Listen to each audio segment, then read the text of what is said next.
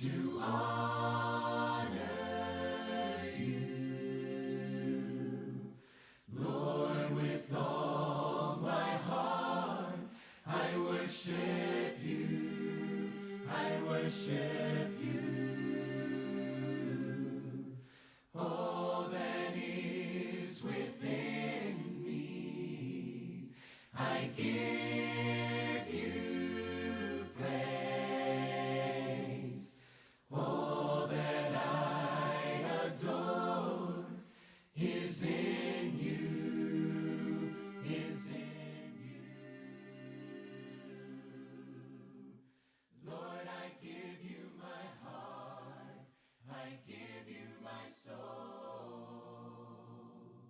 I live for you alone, every breath that I take, every moment I'm awake.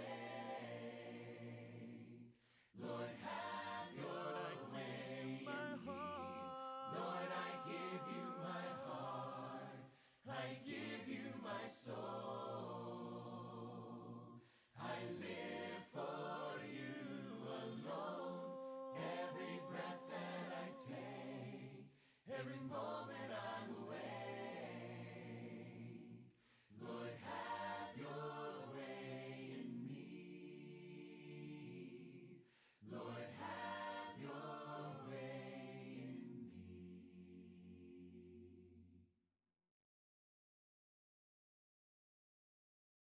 Shout hallelujah, shout hallelujah, shout hallelujah unto the Lord. Shout hallelujah, shout hallelujah, shout hallelujah unto the Lord. Sing aloud to God, let the people shout before his throne. Hallelujah, sing aloud to God, make a joyful noise unto the Lord. Shout hallelujah, shout hallelujah, shout hallelujah unto the Lord. Shout hallelujah, shout hallelujah, shout hallelujah unto the Lord from the ends of the earth.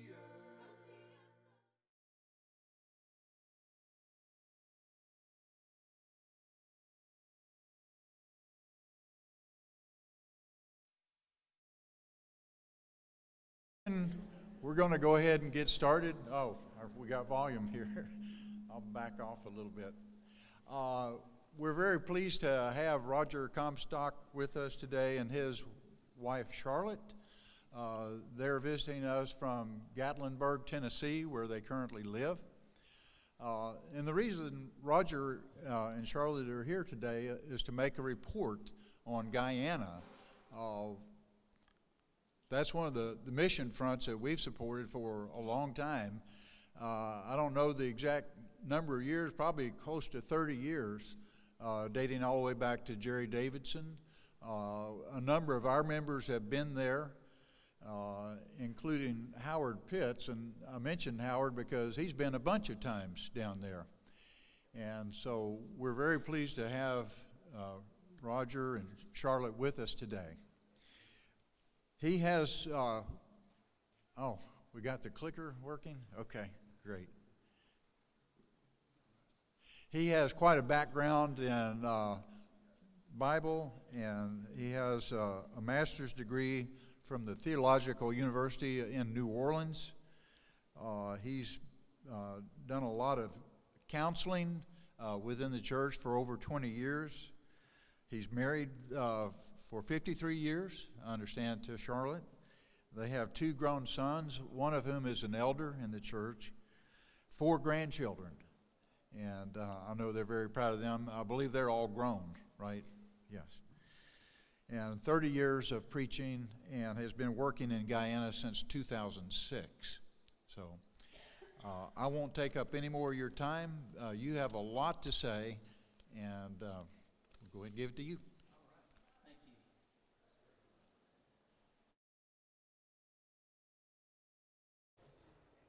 Good morning, everyone. It's good to be with you this morning. Let me start off, first of all, by thanking you for your support over the years and especially just recently with the truck that we had to buy. I've got some pictures of it. You'll see what you helped us purchase.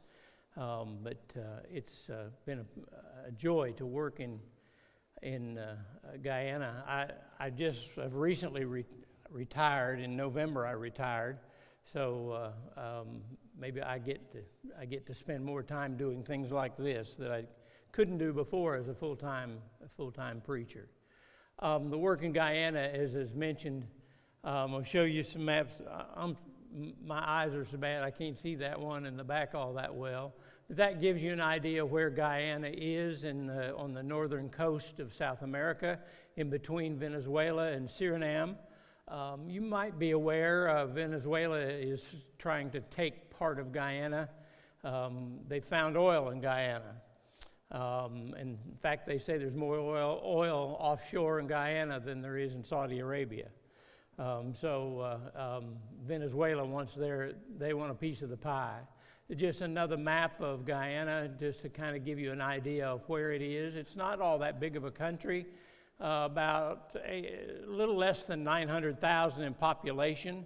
We work primarily with the Amerindians, and they're about 80,000 in number total among 9 tribes. Amerindians are the indigenous people of South America, very similar to our Native Americans. In fact, when you see pictures of them, you'll see the physical resemblance to our Native Americans. Again, just another map of Guyana showing you some of the detail. The arrow shows you the trip we make. We fly into Georgetown, which is the capital of Guyana, and then we sometimes I've made the trip a couple times by truck. It's about 350 miles, and 330 miles of that is a rough dirt road. By plane, we can get there in about an hour and a half or 2 hours. And we go to the city of Lethem in the southern. It's the largest city in the southern part of the country. It's right on the Brazilian border, and it's kind of our base camp, I guess you would call it. I wanted to include, I knew you all knew Brother Jerry Davidson. I dearly loved Brother Jerry. The only reason I took on this work 4 years ago was at the request of Brother Jerry and Miss Frances, his wife. Brother Jerry had this way of, he had a stare, and when he would stare at you, you just couldn't say no to him. But I had no intention of really getting as deeply into mission work as we have. But I thought the other picture I'll get backwards, on your left, I thought was interesting. Brother Jerry sitting in front of his tent with a laptop. That's kind of an unusual thing.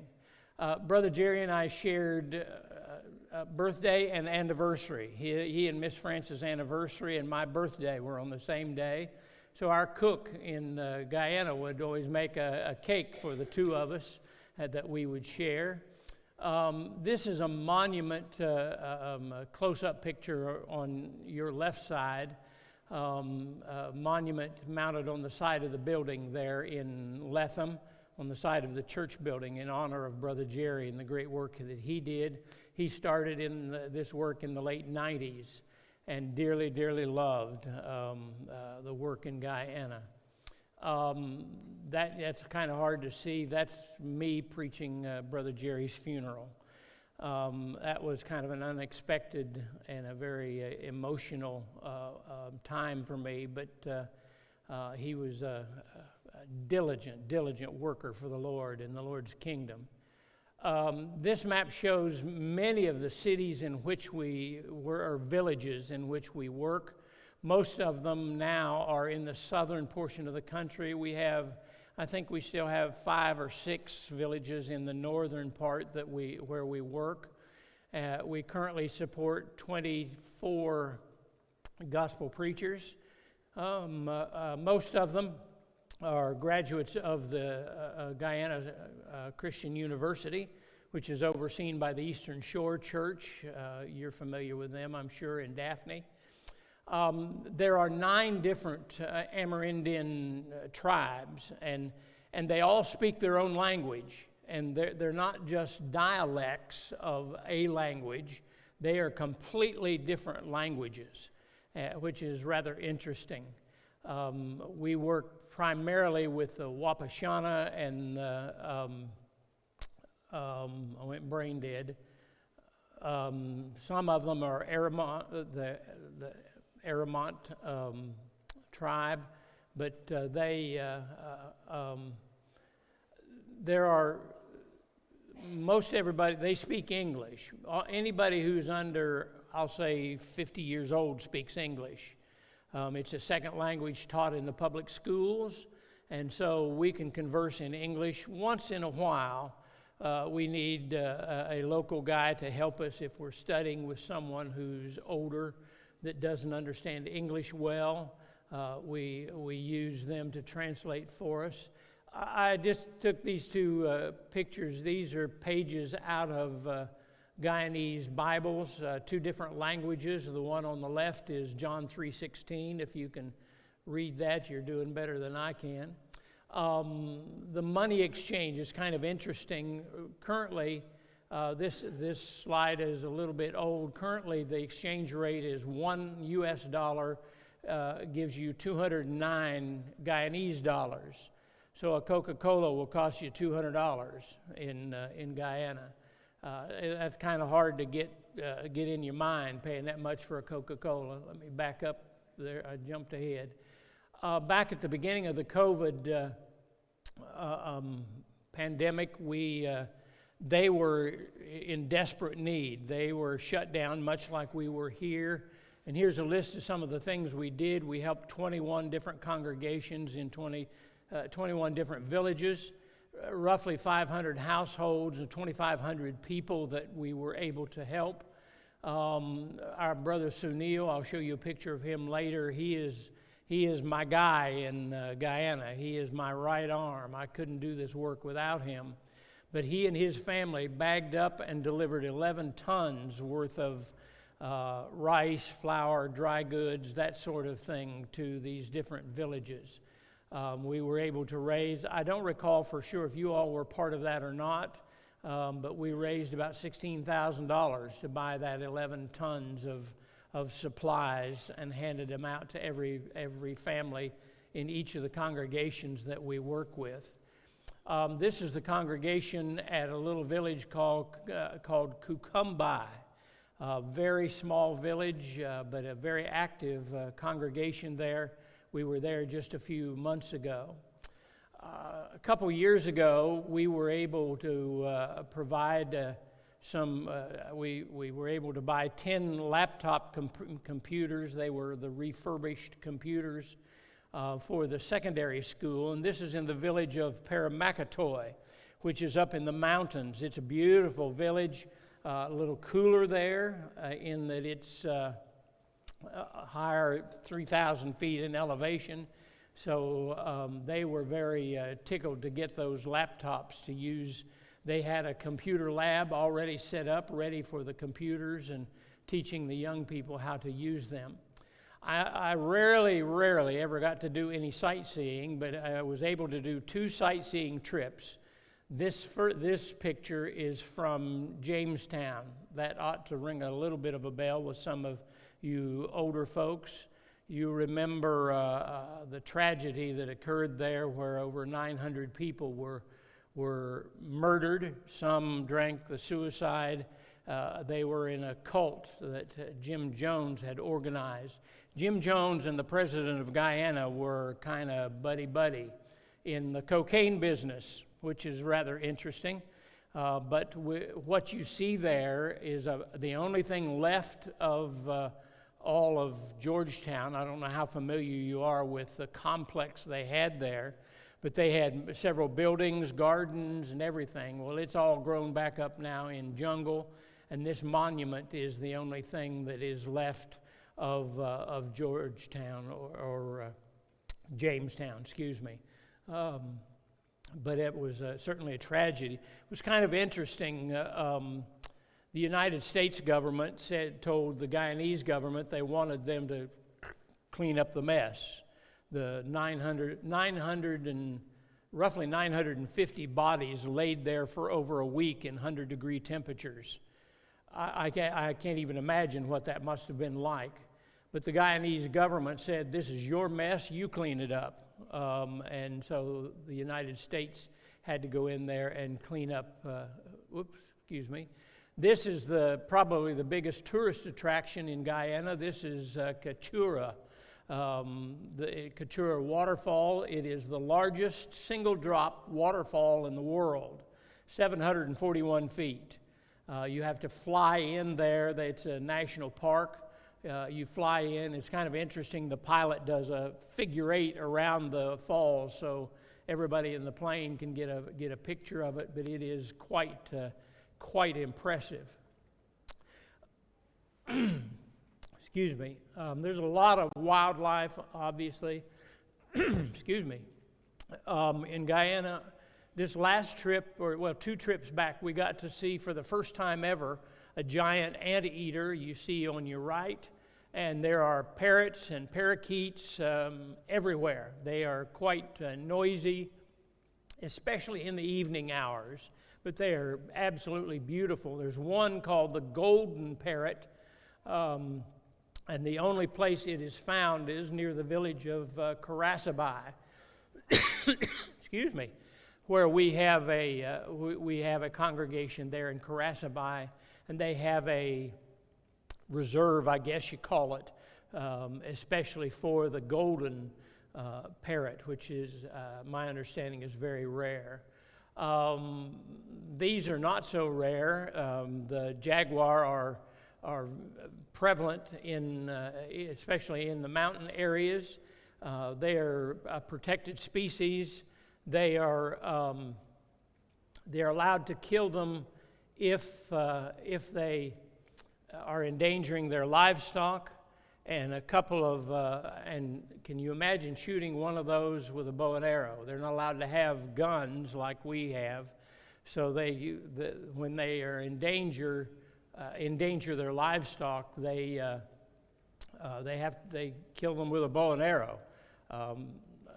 I'd be meat. That's what I'd be. I have in my pocket. I hope we don't have any game wardens here. I have in my pocket, I thought I had 2 of them. Yeah, there's the other one. The teeth from that skull you see, there are the teeth from the jaguar that you see, not the particular one in the picture, but from that skull that a brother in Christ is holding there.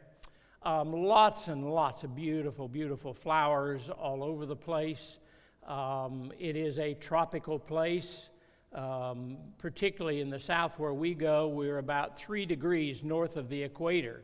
So a typical day will be 100 plus degrees, maybe as much as 110 to 120 degrees. At evening it cools way down to about 85 and makes for a little bit difficulty in sleeping.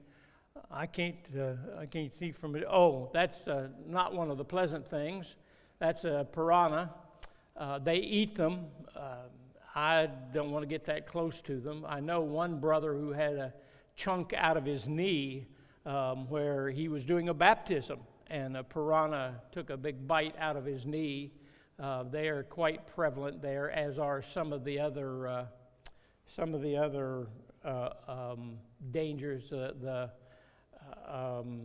Can't think of the name of it. A constrictor type snake and anaconda are quite common.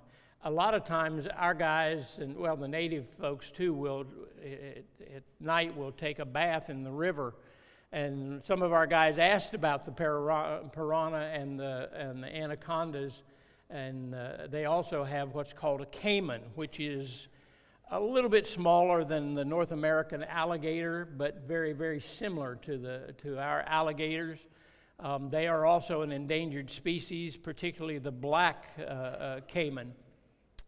But our guys asked the question, are there any caiman or piranha here? And the local fellow said, oh no, they stay upstream. I don't bathe in the river.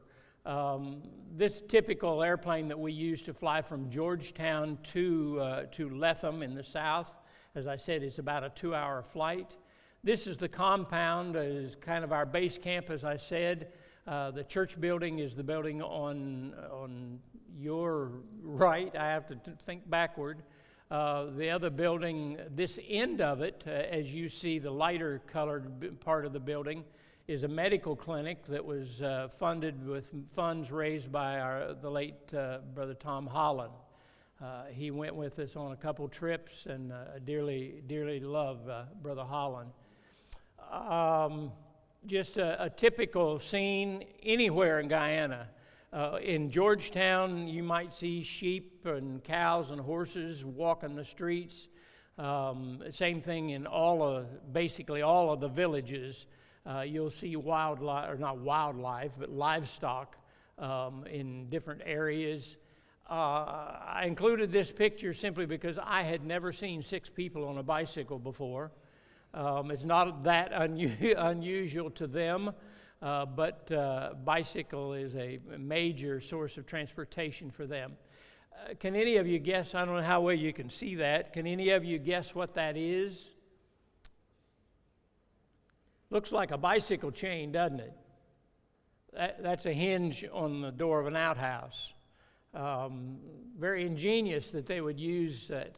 We buy motorcycles for some of our preachers.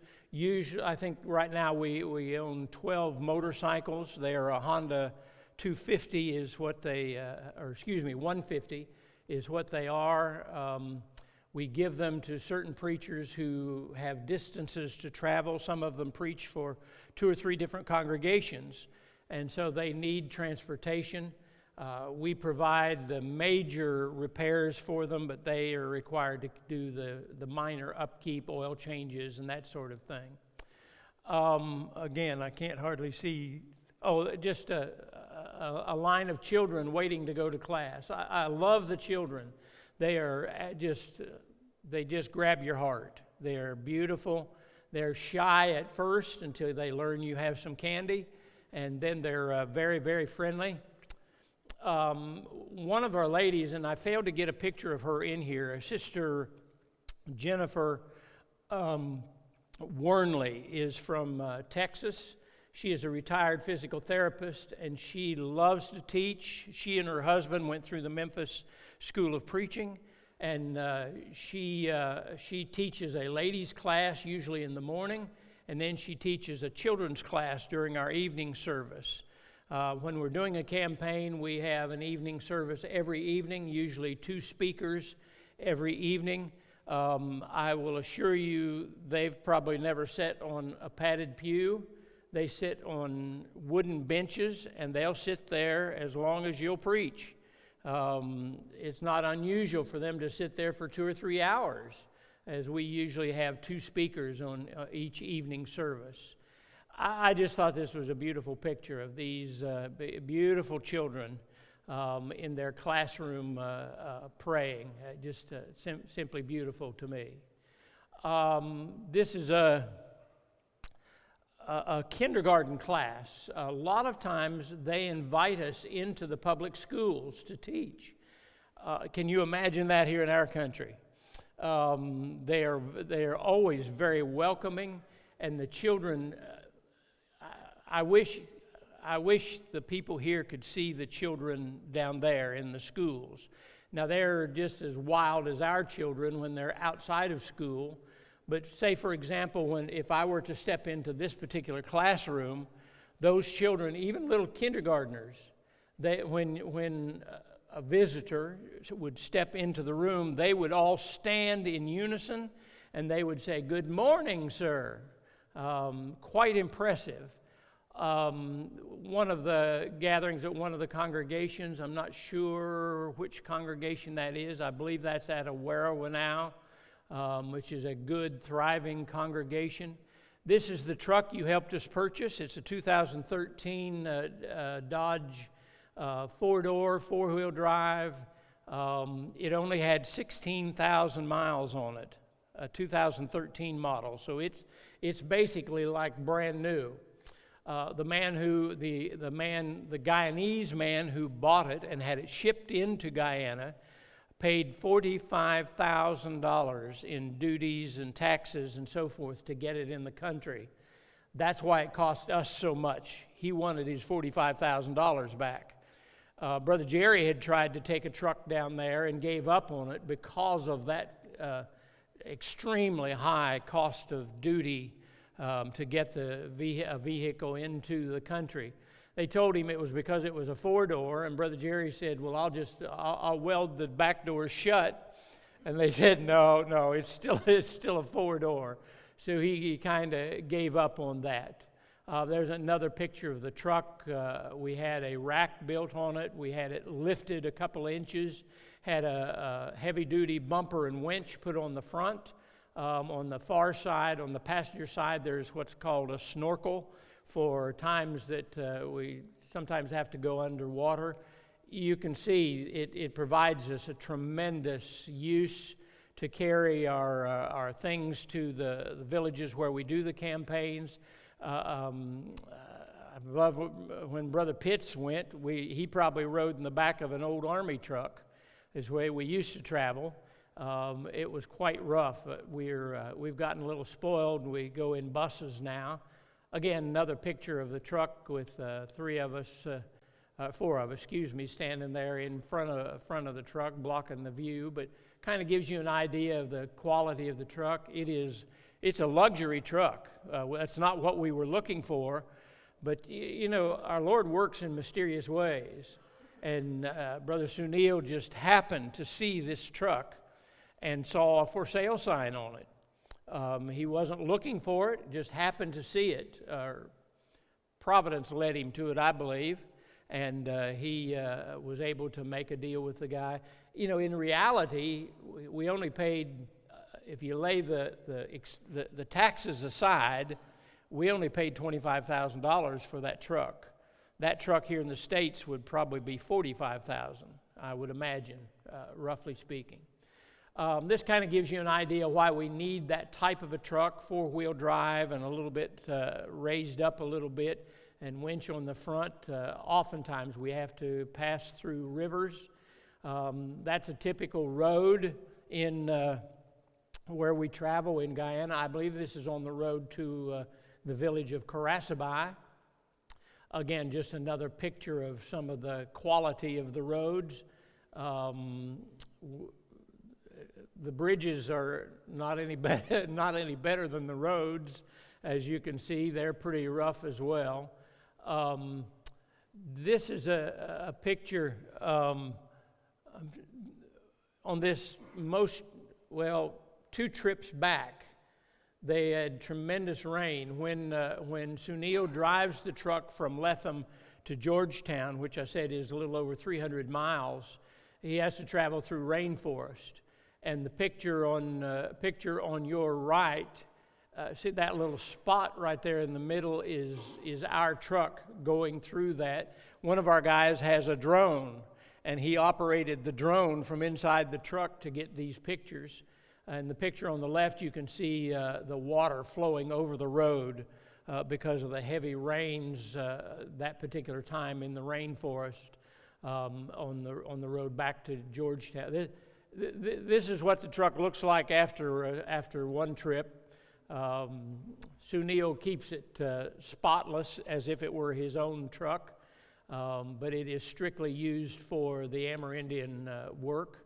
That's our previous truck, but I just wanted to show you a picture of it going through a river.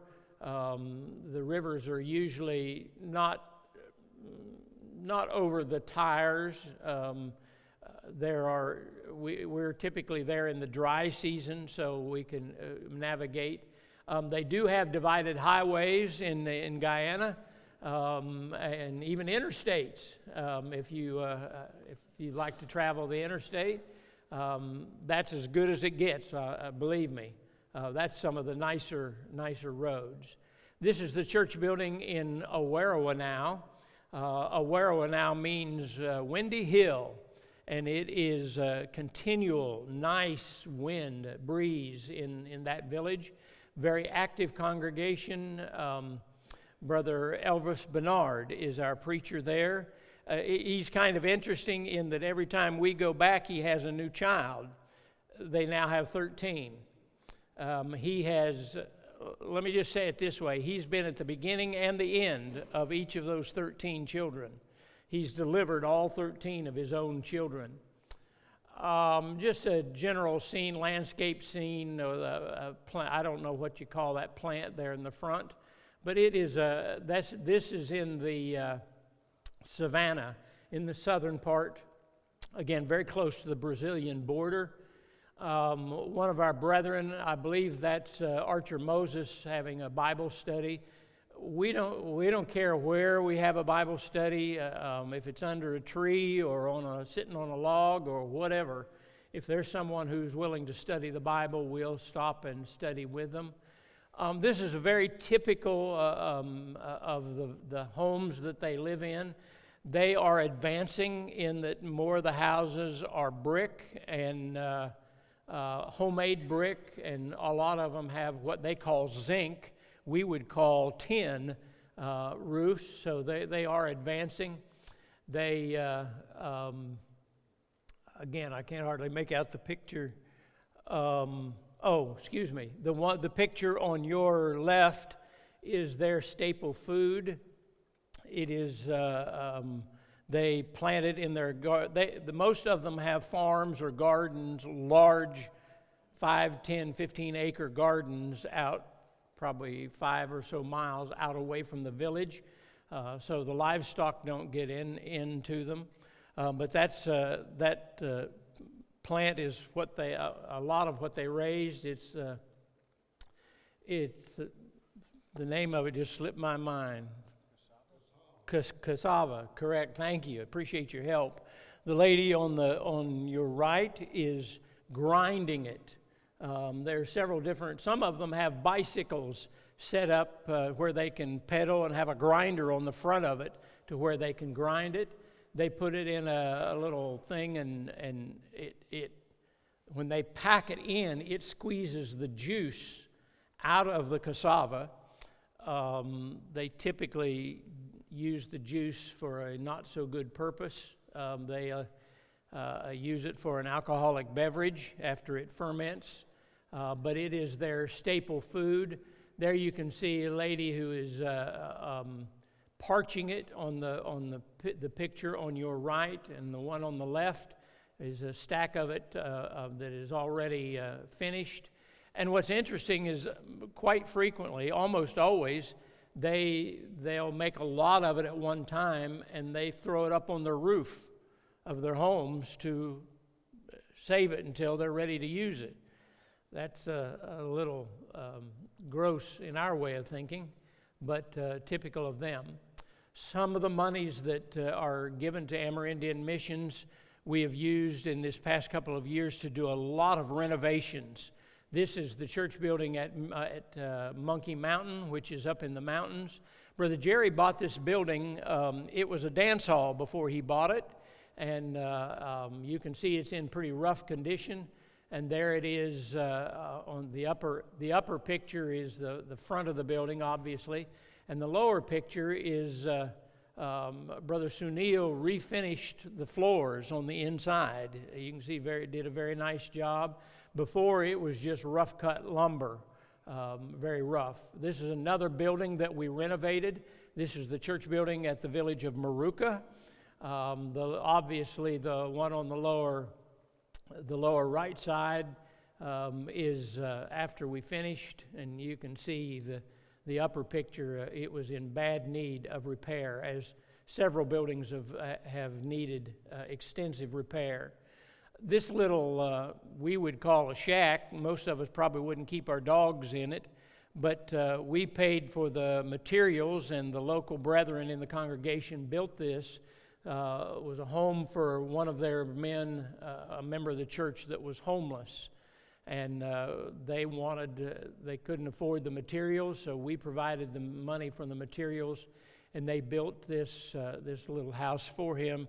You say, well, that sure is a little house, but he only needed some place to sleep and get in and out of the weather. So it's not your basic mansion.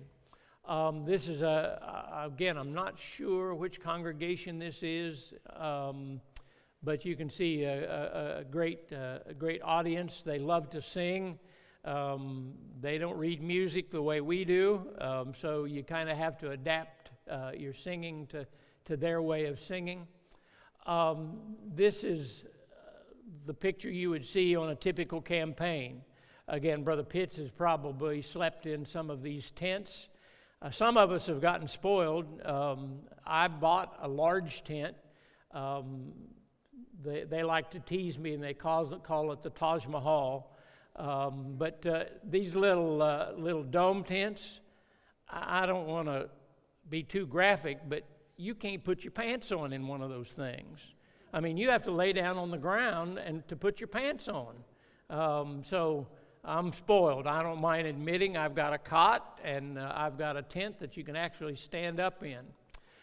These are some of our preaching brethren. Brother Glenn Brown on your right. In the middle is Caro Moses. We have a lot of Moseses down there. The Moses family are very active in the Lord's church. And the other picture is Charles Simon, along with myself. Sadly, Brother Charles Simon became the two-shao of their village, which is like a combination of a mayor and sheriff, and is an elected position. And sadly, at some of the two-shao meetings, he got involved in drinking. We had to dismiss him from preaching and take away his motorcycle. He has since repented. And I've told him when I'm down there the next time, Lord willing, I'd like to be able to go in November or late October or early November. And I told him if he's been clean up to then, we'll put him back on the payroll, put him back to preaching. He is a very, very good preacher. And I hated that we had to practice discipline on him. This is, again, another Bible study. The one white guy there is Brother Jerry Finney. He is from Warren County in Tennessee. That's where McMinnville is. He lives in an area called Pleasant Knoll. In fact, he was one of the elders at the church at Pleasant Knoll. This man is making some of their bricks. They take a mixture of the sand and wet and cement and get it wet, and they literally pound it down into a mold, and then they're able to lift the mold off and set it out to where it'll dry, and they look like they came from a factory. Brethren, this is what it's all about. It's about leading people to Jesus Christ as this young man is being baptized.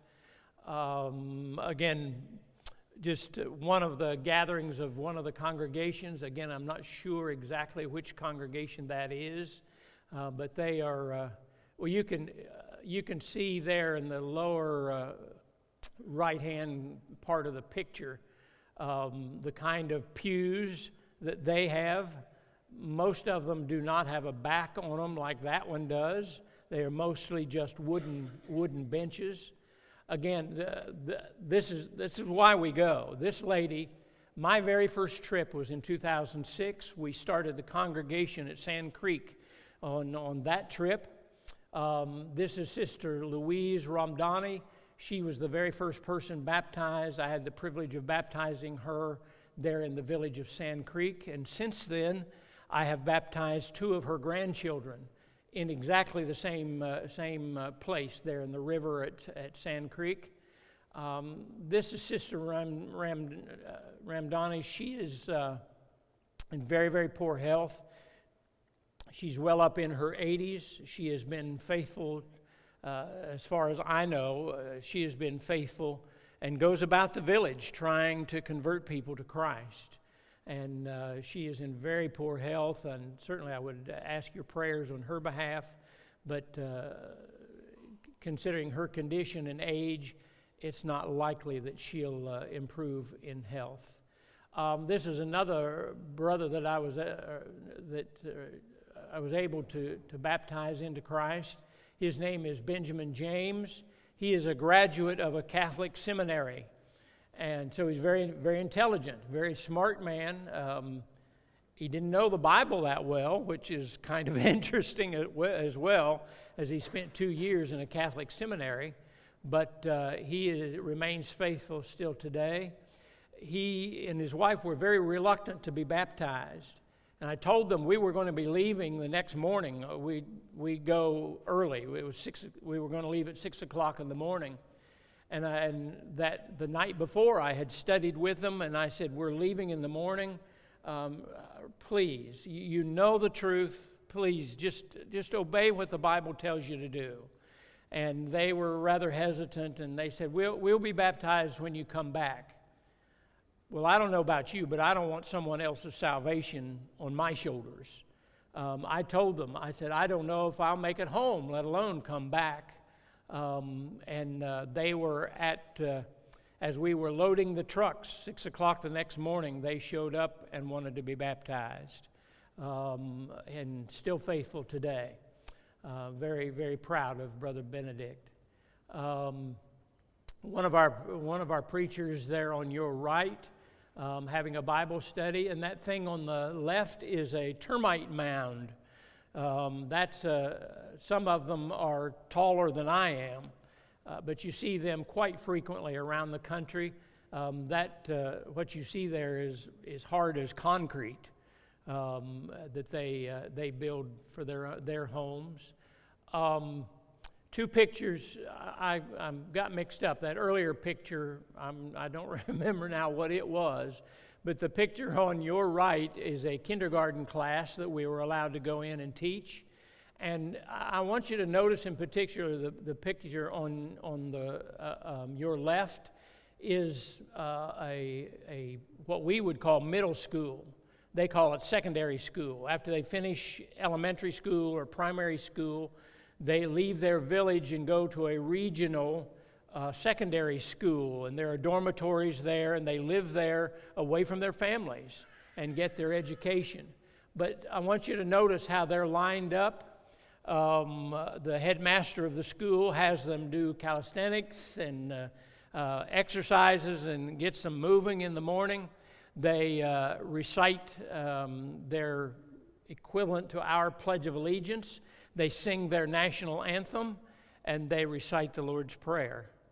Wouldn't it be grand if our schools still would do similar things? But They line up like soldiers. She doesn't have to tell them to line up.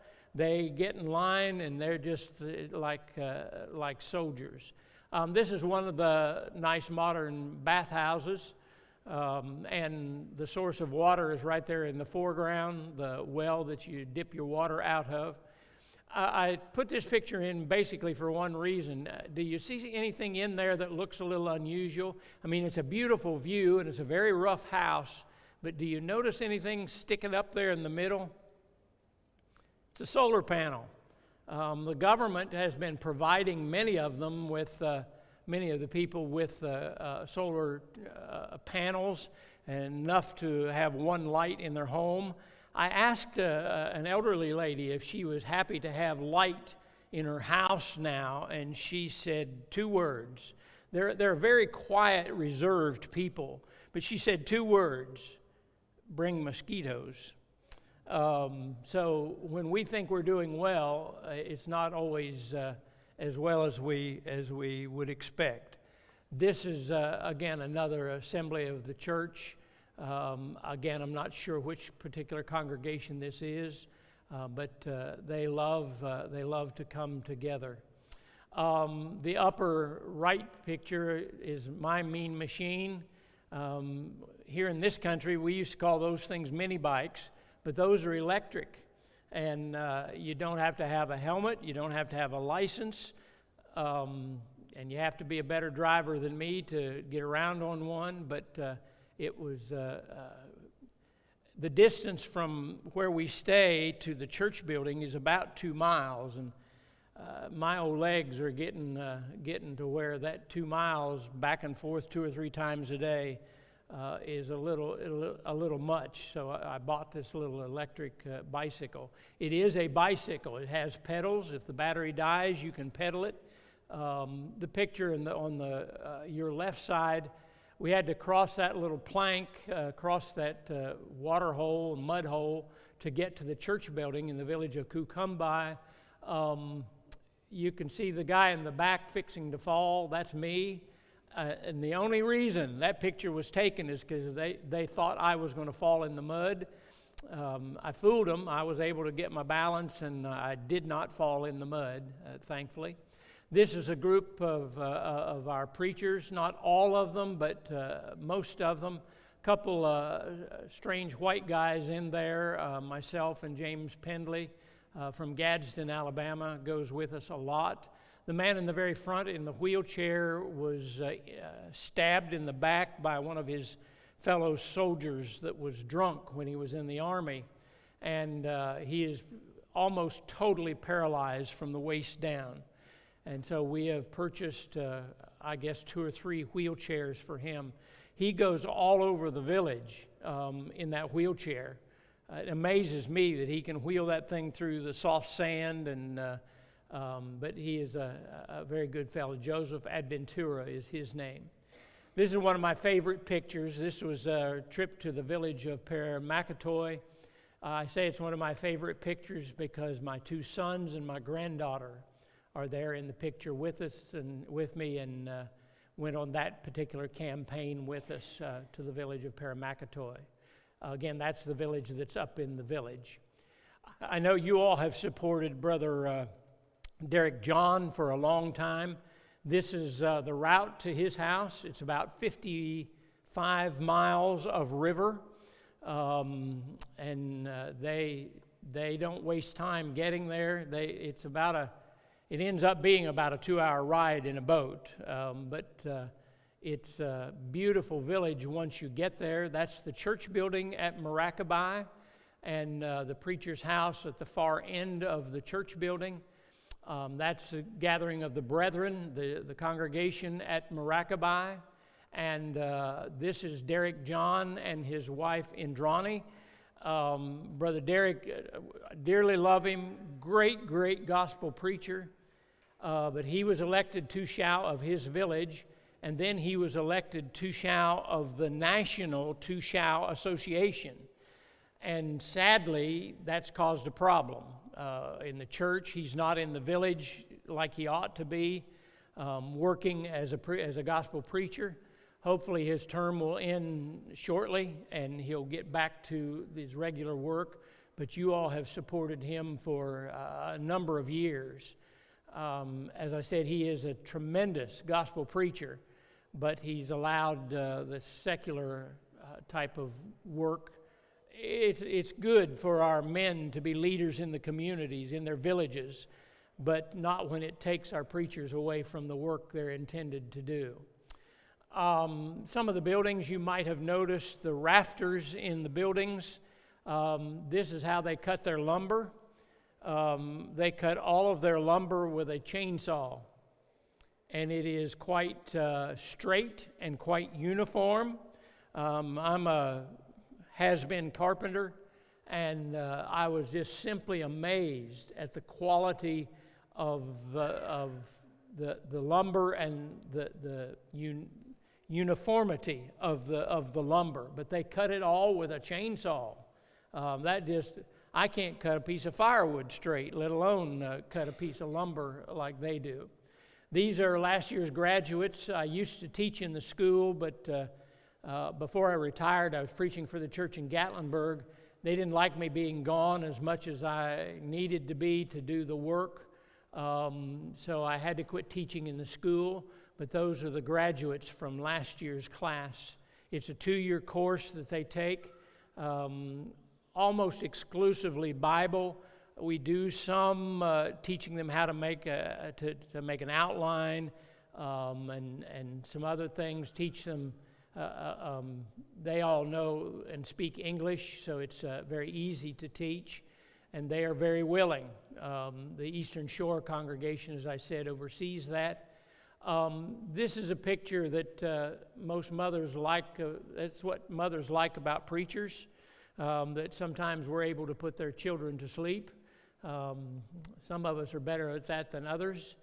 This is our morning meal. We usually carry a cook with us, and I only put that in there to show you a picture there on the left of what they call, they're not a biscuit. They're like more like a dinner roll, but they call them a bake, and they're delicious, and they're hollow in the middle, and you can tear open the end of it and stuff it with jelly or cheese or whatever you want, or you don't have to put anything in them. They're almost like a pastry, but they are absolutely delicious. So we all fight over those. Again, I'm not sure. Yes. Time-wise, how long do I have? Are we past time already? Let me move real quickly through the pictures I have left. This was baptism I did in, I can't remember the village that was. Just some general scenery. Real quickly, do you know what that is? Anybody of you recognize that? That little knob on the top of that is a cashew nut. My last trip, I brought a suitcase full. You're allowed 50 pounds, and I had 47 pounds of cashews in my suitcase. A typical scene, children walking to school early in the morning. Some of them walk several miles. Baptism that I was doing again, I can't remember the village. I believe that was Paramakatoy, if I'm not mistaken. Again, one of the General Assemblies, a group of the Christians gathered there. A nighttime baptism. The Lord doesn't provide me enough income to do a baptism in that water at night. And I would prefer, we would prefer the locals do the baptizing. Every baptism, we provide them with a baptismal certificate and a large print Bible, brand new, very nice Bibles. I meant to take those pictures out.